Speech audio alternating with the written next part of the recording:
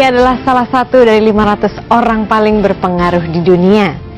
Fokus hidupnya tidak pernah jauh-jauh dari dunia pendidikan. Siapa dia? Anda ini kan dulu merupakan salah satu anggota komite tim 8. Kemudian Anda menjadi salah satu anggota komite etik KPK. Mengapa sih Anda begitu concern terhadap pemberantasan korupsi? Republik ini punya begitu banyak persyaratan untuk maju, berkembang, dan potensinya luar biasa. Yang menghentikan ini adalah korupsi. Korupsi itu faktor penghambat yang luar biasa bagi peningkatan kesejahteraan. Korupsi yang ketiga, Mbak. Korup karena kebutuhan. Kalau kebutuhan hidupnya, kerja misalnya nih, gajinya hanya cukup hidup 15 hari, terus 15 hari berikutnya apa sebulan? Ya dia terpaksa harus korup, bukan? Ini korup karena kebutuhan nih. Di situ sistem pergajian harus diganti. Jadi kebutuhannya terpenuhi. Lalu yang kedua, korup karena keserakahan. Ada tuh yang korup karena serakah. Udah terpenuhi kebutuhannya, tetap aja korup. Nah, korup yang karena keserakahan ini, hukumannya apa? Rasa takut. Jika dia akan dimiskinkan total, dia menghadapi hukuman yang amat berat, tak ada maaf, maka korup itu menjadi irasional. Lalu yang ketiga, korup karena sistem. Sistemnya, meskipun orangnya mau baik, sistemnya membuat dia korup. Prosedurnya membuat dia terlibat korupsi. Dan ini perbaiki sistemnya. Wacana pemiskinan menurut saya harus didorong. Ya. Pemiskinan. Kalau hukuman mati gimana, Pak? Hukuman mati itu, jika sistem hukum kita sudah sempurna, saya rasa nggak masalah.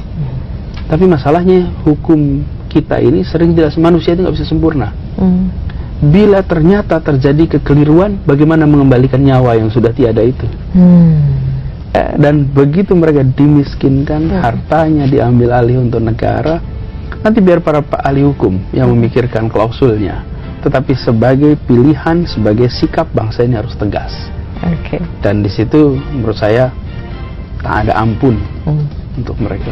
Saya merasa giliran kita nih hari ini untuk memerangi korupsi secara all out.